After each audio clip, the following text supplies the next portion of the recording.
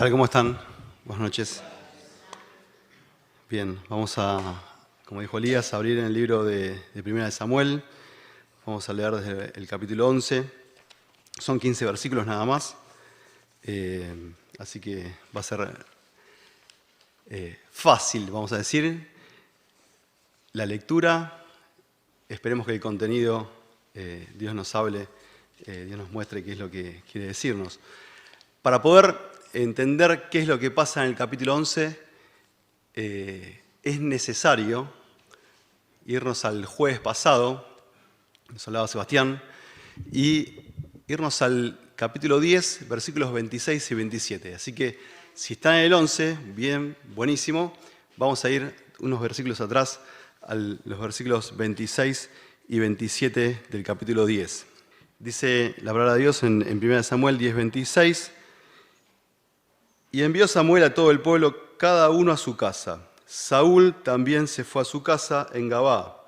Y fueron con él los hombres de guerra cuyos corazones Dios había tocado. Pero algunos perversos dijeron, ¿cómo nos ha de salvar este? Y le tuvieron en poco. Y no le trajeron presente, mas él, Saúl, disimuló.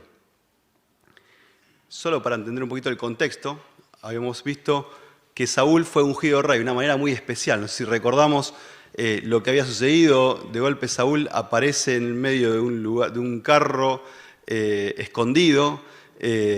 Samuel decía que lo encuentren, que lo busquen, y lo encontraban. Apareció ahí y dijeron, este es el rey. Una forma rarísima de una entrada de un rey, ¿no? Lo cual nos muestra un poco lo que fue el reinado de Saúl. Ahora, fijémonos que a partir de este versículo, ¿qué es lo que dice el capítulo 11? Para entender un poco más de lo que Dios hizo en Saúl. Dice 11:1, después subió Naas, amonita, y acampó contra Jabes de Galaad. Y todos los de Jabes dijeron a Naas, haz alianza con nosotros y te serviremos. Y Naas, amonita, les respondió, con esta condición haré alianza con vosotros, que a cada uno de vosotros, de todos vosotros, saque el ojo derecho y pongan afrenta sobre todo Israel.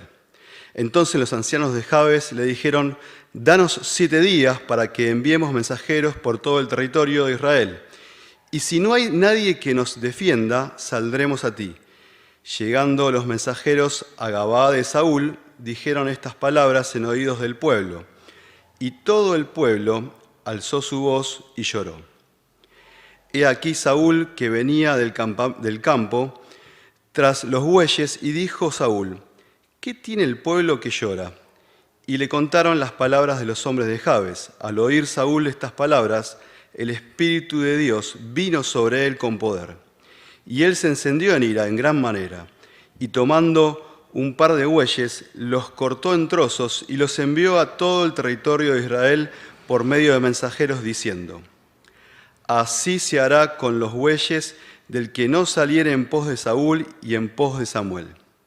Y cayó temor de Jehová sobre el pueblo, y salieron como un solo hombre, y los contó en Besec, y fueron los hijos de Israel 300.000, y 30.000 los hombres de Judá. Y respondieron a los mensajeros que habían venido, así diréis a los de Jabes de Galaad, mañana al calentar el sol seréis librados. Y vinieron los mensajeros y lo anunciaron a los de Jabes, los cuales se alegraron. Y los de Jabes dijeron a los enemigos, mañana saldremos a vosotros para que hagáis con nosotros todo lo que bien os pareciere.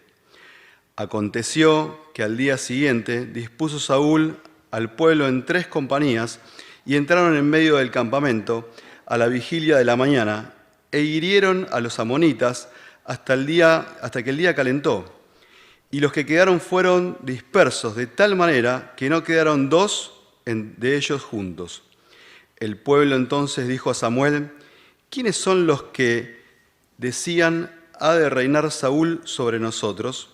Dadnos estos hombres y los mataremos. Versículo 13 dice, y Saúl dijo, no morirá hoy ninguno, porque hoy Jehová ha dado salvación en Israel. Mas Samuel dijo al pueblo: venid, vamos a Gilgal, para que renovemos allí el reino. Y fue todo el pueblo a Gilgal, e invistieron allí a Saúl por rey delante de Jehová en Gilgal. Y sacrificaron allí ofrendas de paz delante de Jehová. Y se alegraron mucho allí Saúl y todos los de Israel.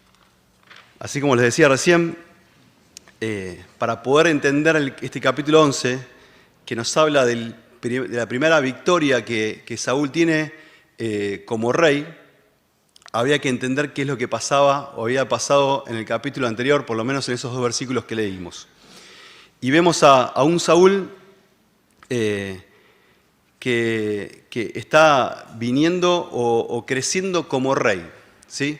Pero antes de centrarnos en Saúl, yo quisiera que podamos ver un poco el contexto de los 3 pueblos de los cuales se nos mencionan. Primero vemos un poco quiénes eran estos amonitas, después vemos qué pasó con los de Jabes, y después vemos los de Gabaa en representación de Israel, ¿sí? Vamos a tratar de concentrarnos un poquito, son 2 minutos nada más que le vamos a dedicar a cada uno, pero para entender un poco lo que sucedía en ese momento, y esto nos va a llevar después a entender un poco más el accionar de Dios. Dice la Biblia, ahí en versículo 1, que empezamos a leer, dice que tiempo después de que Saúl había sido ungido, y recordemos qué pasó con Saúl, no había un palacio de rey. No había un lugar donde el rey era ungido, bueno, y había puesto ahí, había una compañía de personas que lo servían y los soldados que estaban alrededor. No había un lugar específico hasta ese momento. Entonces Saúl se va a su pueblo, a su nación, a su tierra, se va allí a Gabaa y es donde permanece. Saúl, allí en Gabaa, no deja de hacer lo que venía haciendo con frecuencia, y que habíamos leído en los capítulos 9, que habíamos leído en los capítulos anteriores. Saúl seguía trabajando, ¿sí? Y ahora, viendo esta situación, vamos a pensar un poco qué es lo que pasaba con quienes lo vinieron a atacar a Israel, quienes fueron víctimas de ese ataque o de ese primer ataque, y después el pueblo de Israel. En primer lugar, vemos que los amonitas eran un pueblo que no eran judíos, por supuesto. El territorio que ocupaban, y según lo que algunos historiadores lo que dicen, bueno, eran descendientes de la tribu de Manasés, ¿sí? Que se habían mezclado, ¿sí? Perdón, los de Jabes eran de Manasés, disculpen el error. Los amonitas venían en realidad de, si recuerdan en Génesis, Lot, que tenía 2 hijas y las cuales se allegaron a su padre para concebir. De la hija menor de Lot fue que nació la descendencia de los amonitas. Ese es el contexto de los amonitas. Y vemos que era un pueblo violento, que era un pueblo que tomaba, que afrentaba, que hacía todo lo que le correspondía a un pueblo que no tenía temor de Dios. Estos hombres, los amonitas, por supuesto que tenían las costumbres que tenían los pueblos de cercano Medio Oriente, ¿sí? Se decía que ellos tenían la particularidad de hacer estas cosas de tomar cautivo a los pueblos, y lo primero que hacían era, no solamente amenazaban como lo hicieron con los de Jabes, sino que lo hacían en muchas ocasiones, que era mutilarlos a los hombres, tratar de invalidarlos para que ellos no tengan la posibilidad de crecer, ser fuertes, e ir contra los mismos amonitas. Era una práctica que era habitual, ¿sí? A veces es difícil entender por qué pasaba esto, y después vamos a intentar un poco más la situación con los de Jabes, pero sí vemos que era un pueblo violento y que se dedicaba a hacer esto para poder obtener mayor territorio. Ahora vemos a los de Jabes. Los de Jabes eran, ahí sí, de la tribu de Manasés, descendían de ese lado, estaban del otro lado del Jordán, fueron los que no cruzaron el Jordán. Era un pueblo pecador, sin duda, un pueblo que no estaba bien espiritualmente, y Y algo que podemos ver como referencia de quiénes eran estos de Jabes, podemos ir a Jueces 21 y vamos a encontrarnos que ante el pecado, no sé si recuerdan, en Jueces 21, ante el pecado de Benjamín, lo que había sucedido. La tribu de Benjamín había pecado y los del pueblo de Israel se juntan para aborrecer ese pecado. Uno de los pueblos que no se llevó a ese lugar fueron los de Jabes. No se acercaron, ignoraron la situación, dejaron de lado, y específicamente dice y en Jueces, en el capítulo 21, del 8 al 12, lo podemos leer si quieren, la situación que estas personas, es decir, la forma que esas personas demostraron quiénes eran. Se desentendieron de lo que había pasado en Israel, se desentendieron del pecado que estaba ocurriendo y no fueron parte de la solución. Abandonaron al pueblo, se aislaron. Sin duda, todo esto le trajo a ellos la consecuencia de el perderse espiritualmente y el perderse de tal forma que no podían honrar a Dios, no podían seguir a Dios, no se acercaban siquiera y lo digo esto en forma general, no se acercaban siquiera a las fiestas del pueblo de Israel. No se nos nombra ahí si se habían acercado al momento que es ungido Saúl rey, pero probablemente no haya pasado, estaban como desentendidos o aislados del pueblo de Israel como pueblo de Dios. Las situaciones que vemos es que no solamente era el pueblo de Jabes, sino también sus ancianos, quienes eran los representantes visibles que se acercaron al rey, este rey de los amonitas. Y fíjense que no pusieron resistencia, no dijeron vamos a luchar, no dijeron vamos a tener un plan para poder vencerlos, ni siquiera se acordaron de Dios para pedir la ayuda. Lo primero que dijeron es, bueno, capaz que del otro lado del Jordán se acuerdan de nosotros y nos pueden ayudar. Y ahí nos habla de la situación, y esto podemos bajarlo un poco a la realidad, la situación, al presente, la situación que muchas veces el pecado genera o subyuga a las personas, que olvidan que hay salvación de Dios, que olvidan que hay ayuda de Dios, olvidan que hay provisión de Dios y permanecen peleando o haciendo las cosas con sus propias fuerzas, lo cual demuestran que en sus limitaciones se dan cuenta que no pueden hacer nada. Pero en vez de levantarse y quizás pensando un poco en la situación del hijo pródigo, levantarse y entrar en razón y darse cuenta de la situación que le está pasando y decir, bueno, voy a volver a mi padre, voy a volver a Dios, el pueblo lo único que tuvo que pensar fue decir, bueno, busquemos, ganemos tiempo, veamos qué pasa. La distancia que había entre Jabes y Gabá era de unos 36 kilómetros, más o menos unos 2 días de camino, ¿sí? Lo cual en 7 días ya habían perdido 2 y tenían 2 de vuelta todavía. Y tenían que buscar y traer a mucho pueblo para hacer guerra, para que los defendieran. Por lo cual, lo que entendemos es que no fueron, es decir, hábiles pensando en que iban a obtener una respuesta positiva del lado del pueblo de Israel que estaba del otro lado del Jordán. Fueron a buscar una ayuda por buscar una ayuda. Y ahí vemos un poco la actitud de lo que hace el pecado en la persona que no busca a Dios. Y esto le pasaba a la gente de Jabes. Ahora veamos un poco también qué le pasó a la gente de Gabá. Vuelvo, en representación de todo Israel. La gente de Gabá escucha la noticia, se conmueve y lo primero que hace es llorar. Sin duda la gente de Gabá estaba cercana a lo que escuchaban, no digo que a diario, pero muy frecuentemente, acerca de Samuel. Y lo que Samuel les contaba y les decía, lo hemos visto en capítulos anteriores, que Samuel iba recorriendo los pueblos e iba informando, contando las profecías, lo que Dios decía al pueblo, para que ellos también tuvieran contacto.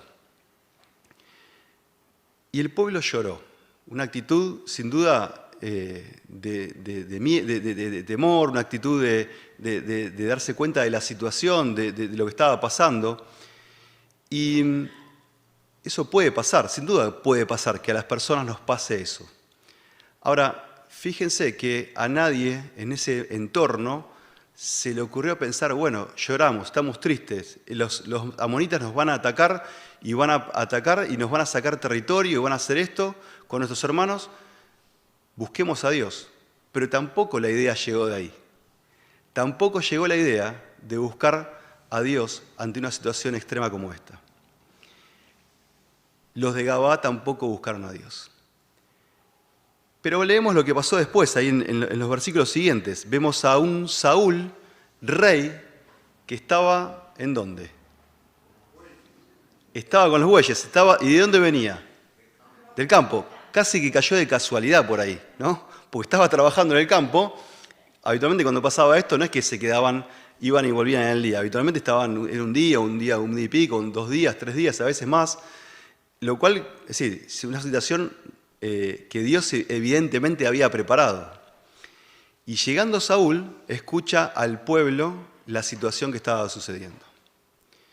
Y fíjense que antes de la reacción humana o carnal que podría tener una persona, un hombre, cualquiera quizás de nosotros, lo primero que sucede es que el Espíritu de Dios vino sobre Saúl. Saúl ya había sido ungido rey. Se había profetizado en el capítulo 10 que el Espíritu de Dios iba a venir sobre Saúl. En el capítulo 10, versículo 10, vemos esta situación, que el Espíritu de Dios vino sobre Saúl. Y en este momento, en esta situación, el Espíritu de Dios llega sobre Saúl. Y ahí empezamos a ver un poco las manifestaciones de una persona común y corriente, pero que es dominada, que es llena del Espíritu Santo. Y vemos a partir del versículo 5 que Saúl, que venía del campo y sucedió esto, y el versículo 6 vemos que el Espíritu de Dios vino sobre Saúl y esto le provocó a un cambio de actitud. Fíjense que él cambió de actitud, es decir, que él podría haber también reaccionado como el resto del pueblo, y aún siendo el líder también podría haberse puesto mal, pero hubo un cambio de actitud sobre él y que lo que hizo provocó indignación por lo que estaba aconteciendo. En segundo lugar, vemos que actuó como un rey. ¿Por qué actuó como un rey? Fíjense que ya no actuó como un hombre que estaba escondiéndose detrás de un carro. Ya no actuó como un joven que estaba preocupado por el trabajo, sino que actuó como un líder del pueblo de Israel. Y lo primero que hizo, y esto es sin duda es el Espíritu de Dios que actúa sobre la persona. Y cuando Saúl escuchó esto, se indignó, pero también dice que tomó a los bueyes que tenía, los cortó en trozos y envió un mensaje sin duda claro y totalmente gráfico al resto de los pueblos, al resto del pueblo de Israel. El mensaje sin duda era totalmente claro. Y fíjense que él pone, y esto es una actitud evidentemente guiada por Dios, él no se pone en sí, esto lo está ordenando, lo está diciendo Saúl, sino que él nombra y pone a Samuel también. ¿Por qué era necesario esto? Para que el pueblo de Israel reconociera quién era Saúl, que no solamente era el rey, sino que Dios lo estaba acompañando. Por eso era necesario poner que esto iba en nombre de Samuel. Recordemos lo que habíamos leído en los versículos 26 y 27. Algunos se pusieron alegres de que Saúl fue ungido rey, y no porque Saúl en particular, sino porque tenían rey, habían conseguido lo que querían. Pero otros dijeron, que por más que era el más alto del pueblo, nos va a reinar sobre nosotros, que es un pequeño, apenas un chico, va a reinar sobre nosotros. Así pensaban muchos de los que estaban ahí. Por lo cual era necesario que el mensaje que enviara Saúl sea así de fuerte y sea así de claro. Si nos ponemos a pensar esta situación, algo muy similar había sucedido en el libro de Jueces, en los capítulos 19 y 20, cuando la tribu o cuando el levita había enviado a las tribus pedazos de una concubina asesinada. ¿Se acuerdan? Sí, esa era una forma totalmente gráfica. Bueno, Yo no sé si Saúl recordaba o sabía de esta historia, ¿sí? Pero sí utilizó un mensaje claro, evidentemente usado por Dios como testimonio, para que el pueblo de Israel, si no lo tenía presente, lo recordase. También vemos que el Espíritu de Dios, no solamente que cambió la actitud de Saúl, no solamente vemos que lo hizo, es decir, le dio autoridad para actuar como rey, sino que también vemos que dotó a Saúl de un plan. Y a través del relato vemos que un Saúl que no conocía el nombre de guerra, no conocía de guerras, no había sido preparado o instruido en las milicias, ni siquiera había luchado nunca, tenía un plan. Un plan que evidentemente no fue pensado, entre comillas digo esto, por él, sino que Dios lo había puesto en su corazón, lo había puesto en su mente. Dice el versículo, dice, cuando el Espíritu del Señor desciende sobre, una nota es esto, disculpen, cuando el Espíritu de Dios desciende sobre los hombres, los convierte y los dota de todo aquello que necesitan para poder actuar y hacer el servicio que tienen que hacer.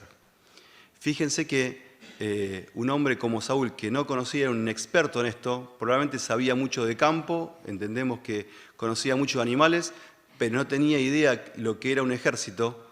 Dios le dio un plan para que pueda realizarlo en contra de sus enemigos. La primera reacción que el pueblo de Israel entiende cuando escucha esto es, tienen temor por lo que había sucedido y por el mensaje claro que Saúl había enviado. Y fíjense que esto no les provocó que se escondiesen en sus casas, no provocó que el pueblo se quedase quieto donde estaba, sino que todos salieron como un solo hombre. Y no pensaron en lo que los de Jabes habían hecho anteriormente ante el suceso con la tribu de Benjamín. No tomaron venganza diciendo, bueno, ahora que se arreglen solos, sino que, movidos sin duda por el Espíritu de Dios, decidieron salir a la guerra, decidieron salir a enfrentar al enemigo, decidieron apoyar a sus hermanos y se unieron como un solo hombre. Esto nos hace acordar un poco a una imagen anterior, a un suceso anterior, en el que el pueblo de Israel ya había vivido con sus enemigos. Si vamos a Jueces en el capítulo 6, nos acordamos de Gedeón, que él había utilizado una estrategia militar muy similar, ¿no? Había dividido al pueblo, dividido a quienes lo acompañaban en tres grupos, y solamente esos pocos hombres, pero en 3 grupos, derrotaron al enemigo, a Madián. No sé si Saúl tenía el conocimiento de esto que había sucedido con los madianitas o recordaba la estrategia que había utilizado Gedeón. Pero sin duda Dios lo dotó para que pueda utilizar esto. Y acá hacemos un paréntesis, una nota nada más. Cuando vemos ahí en el detalle de cuántos hombres lo acompañaron, fíjense que el escritor dice que lo habían acompañado 300.000 de Israel y unos 30.000 de Judá. El pueblo de Israel se dividió en el reino del norte y el reino del sur en el año aproximadamente 993 a.C. Esto había sido mucho tiempo antes, ¿sí? Evidentemente, es decir, el escritor deja la nota para mostrar un poco la época donde había sido escrito el libro de Samuel. Vamos a la batalla, ¿sí? 2 segundos más, dice el versículo 11, una batalla totalmente, voy a decir esto, épica, como dicen los chicos hoy, épica, resumida en un versículo de la Biblia, lo cual mostró el reconocimiento de Saúl. Dice el versículo 11, y aconteció que el día siguiente dispuso Saúl a los pueblos en 3 compañías y entraron en medio del campamento a la vigilia de la mañana e hirieron a los amonitas hasta que el día calentó. Y los que quedaron fueron dispersos de tal manera que no quedaron 2 de ellos juntos. Sin duda, cuando el celo de Dios actúa sobre las personas, y no sabemos cuántos eran los amonitas, pero sin duda era un pueblo numeroso. Y era un pueblo que estaba acostumbrado a luchar y a pelear. Lo que vemos es que el poder de Dios se manifestó en ese momento. Y en solamente unas líneas vemos cómo el pueblo de Israel, unidos como un solo hombre, pudieron lograr vencer al enemigo y ganar la batalla. No por la mano de ellos, sino porque Dios les acompañó, porque Dios estuvo con ellos. Y rápidamente vemos que la batalla en menos de un día se termina. Y en menos de un día el pueblo de Israel vuelve a estar otra vez a salvo de los enemigos. Así como vemos la batalla y vemos lo que sucedió con los pueblos, vemos ahora en particular lo que sucedió con Saúl. Cuando vamos al versículo 12 al 15 en adelante, vemos lo que sucedió. Vemos la actitud, primero, carnal de algunos del pueblo. ¿Qué hicieron? En vez de festejar, en vez de dar gloria a Dios, lo primero que hicieron fueron acordarse de quienes habían tenido en poco a Saúl, de quienes le habían afrentado a Saúl. Y Saúl, fíjense que cuando leímos en el versículo 27, ya no se acordaba de ellos, no lo había tenido en cuenta la situación de que no le reconocían como rey. Ahora todo el pueblo estaba victoriando a Saúl como rey. Y algunos traen a su mente decir, bueno, vamos a matar a aquellos que no reconocieron a Saúl como rey. Sin duda, Saúl, guiado por el Espíritu de Dios, estuvo más arriba, espiritualmente, que todos los que pensaban esto. Sin duda Dios, cuando toma a la persona, cuando Dios actúa enteramente en la persona, hace que las cosas que quizás nos puedan lastimar o afrentar, o darnos la posibilidad de obtener una venganza, nos damos cuenta de que hay algo más importante, que es reconocer a Dios, dar gloria a Dios y darle gracias por lo que Él hace en medio nuestro. En segundo lugar, no solo vemos la actitud del pueblo, sino que en segundo lugar vemos la actitud espiritual de Saúl. Y esto nos demuestra lo que dijimos recién, que Saúl dice, hoy no va a morir nadie, hoy vamos a agradecer a Dios, vamos a darle gloria a Dios, porque Jehová nos dio la salvación.